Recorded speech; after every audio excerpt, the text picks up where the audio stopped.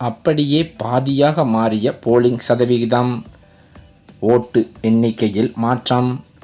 வாக்கு இயந்திரத்தில் நடந்தது என்ன? பேரதிர்ச்சியில் தமிழகம்.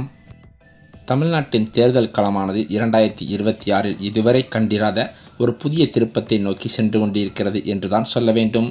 பாரம்பரியமாக திமுக மற்றும் அதிமுக இடையே இருந்து வந்த நேரடி போட்டி தற்போது நடிகர் விஜயின் தமிழக வெற்றிக் கழகம் வருகையால் ஒரு பலப்பரீட்சையாகவே மாறிவிட்டது.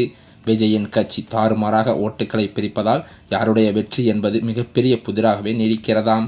குறிப்பாக காங்கிரஸ், தேமுதிக மற்றும் தமாக போன்ற கட்சிகளின் செல்வாக்கு பெருமளவு சரிந்து அவை பூஜ்ஜியத்தை நெருங்கும் நிலையில் இருப்பதாகவே தகவல்களும் வெளியாகி வருகின்றன. பாஜகவை பொறுத்தவரை பலமான பிரச்சாரம் மேற்கொண்டாலும் அதிகபட்சமாக 3 இடங்களுக்கு மேல் வெற்றி பெறுவது சவாலாக காரியமாகவே பார்க்கப்படுகிறது. ஆளுங்கட்சிக்கு எதிரான அலை, அதை அப்படியே அறுவடை செய்யலாம் என எடப்பாடி பழனிசாமி கணக்கு போட்டு கொண்டிருந்த வேளையிலோ டெல்லி வீசிய ஒரு அதிரடி பந்து ஒட்டுமொத்த ஆட்டத்தையும் மாற்றியிருக்கிறது என்றே சொல்லலாம். அதாவது மத்திய அரசின் தொகுதி மறுவரையை விவகாரம் இந்திய கூட்டாட்சி தத்துவத்தின் மிக முக்கியமான மோதல் புள்ளியாக உருவெடுத்திருக்கிறது. நாட்டின் அதிகார மையத்தை வடமாநிலங்களை நோக்கி நகர்த்தும் ஒரு முயற்சி என்று கடும் விமர்சனங்கள் வைக்கப்பட்டு வருகின்றன. இதற்காக மத்திய அரசு கொண்டு வந்துள்ள 131வது அரசியலமைப்பு சட்ட திருத்த மசோதா தென்னிந்திய அரசியலில் மிகப்பெரிய நிலநடுக்கத்தையே ஏற்படுத்திவிட்டது. இதற்கு இடையே தமிழக சட்டமன்ற தேர்தல் நெருங்கும் வேளையில் எடப்பாடி பழனிசாமியின் வியூகம் முழுக்க முழுக்க திமுகவின் ஆட்சி நிர்வாக குறைபாடுகள் மற்றும் ஆன்டி இன்கம்பன்சி மீதுதான் மையம் கொண்டிருந்தது.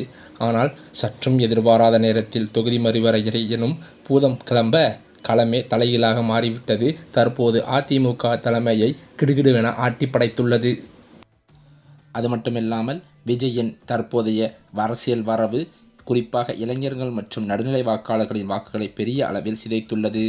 இது ஆளுங்கட்சியான திமுகவிற்கு ஒரு மிகப்பெரிய எச்சரிக்கை மணியாகவே அமைந்திருக்கிறது என்று கூட சொல்ல வேண்டும்.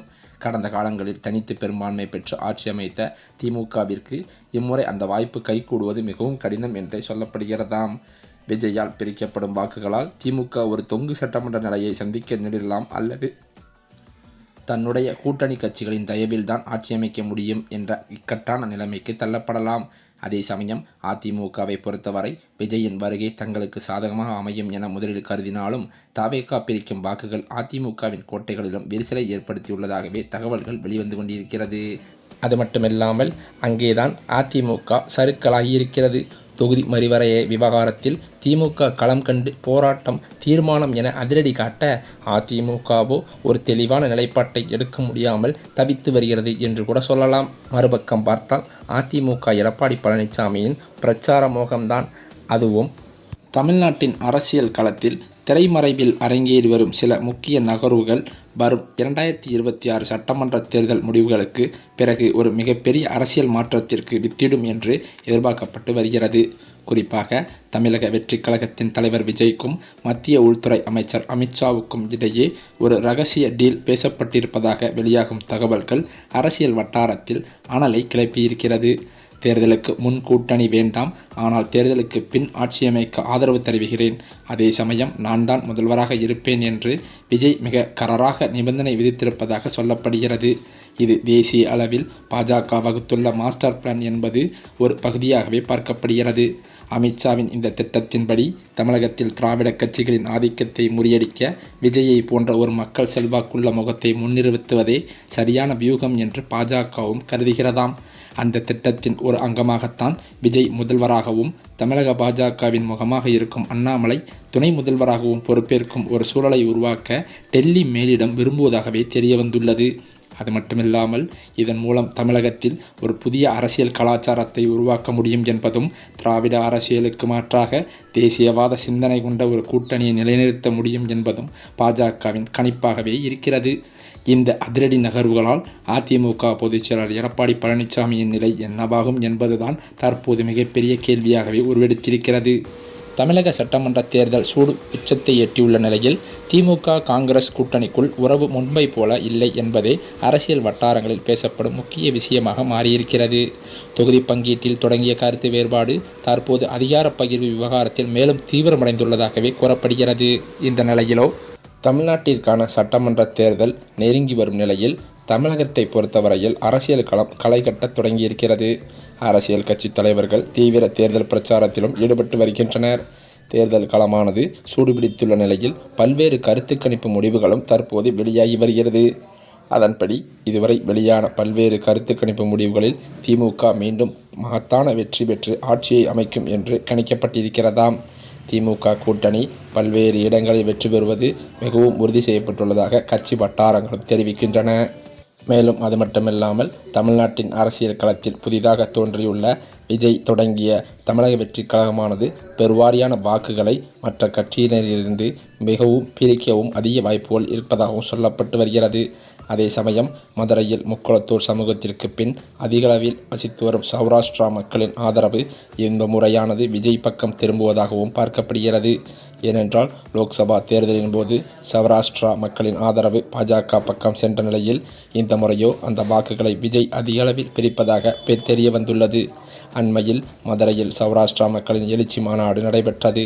இதில் அமைச்சர் மூர்த்தி, அதிமுக முன்னாள் அமைச்சர் ஆர்.பி. உதயகுமார், நாதக தலைவர் சீமான், பாஜக நிர்வாகிகள் உள்ளிட்ட பலரும் பங்கேற்று வந்தனர்.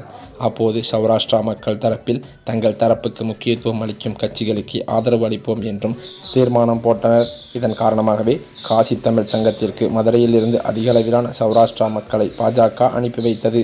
அதேபோல இவர்களுடன் அதிமுக நிர்வாகிகளின் ஆதரவு கிடைத்தால் நாம் வெற்றி பெறலாம் என்று ராமசீனிவாசன் கணித்து தேர்தலில் களமிறங்கியிருக்கிறார். ஆனால் மதுரை தெற்கு தொகுதியில் ராமசீனிவாசனுக்கு தவேக மற்றும் நாம் தமிழர் ஆகிய இரு கட்சிகளும் மிகப்பெரிய பிரச்சனையை உருவாக்கியிருக்கிறதாம். ஏனென்றால் தவேக சார்பாக போட்டியிடும் வேட்பாளர் கோபிசன் சௌராஷ்டிரா சமூகத்தைச் சேர்ந்தவராம். இவருக்கு சௌராஷ்டிரா சமூக மக்களின் ஆதரவு கணிசமாகவே இருக்கும் என்றும் பார்க்கப்படுகிறது. ஆனால் ராமசீனிவாசன் தெலுங்கு ரெட்டியார் சமூகத்தைச் சேர்ந்தவர் என்பதால் அவருக்கு தேர்தலில் வாக்கு விகிதத்தை குறைப்பதற்கு அதிக வாய்ப்புகள் இருப்பதாகவும் சொல்லப்படுகிறது. இந்த சூழ்நிலையில்தான் நடிகர் விஜய் எடுக்கும் முடிவே தமிழகத்தின் அடுத்த முதலமைச்சர் யார் என்பதை தீர்மானிக்கும் காரணியாகவும் இருக்கப்படுகிறது. தவேக பெற்றுள்ள 55 இடங்கள் என்பது ஆட்சியை தீர்மானிக்கும் கிங் மேக்கர் அந்தஸ்தை அவருக்கு வழங்குவதாகவும் சொல்லப்பட்டு வருகிறது. இதன் மட்டுமல்லாமல் அந்த அதிமுகவிற்கோ அல்லது திமுகவிற்கோ ஆதரவு அளித்தால் மட்டுமே ஒரு நிலையான ஆட்சி அமைய முடியும். ஒருவேளை விஜய் எந்த கட்சிக்கும் ஆதரவு அளிக்காமல் நடுநிலை வகிக்க முடிவு செய்தால் தமிழகத்தில் மீண்டும் ஒரு பொதுத் தேர்தலை சந்திக்க வேண்டிய கட்டாயத்திற்கு தமிழகம் தள்ளப்படும் என்றும் சொல்லப்படுகிறது.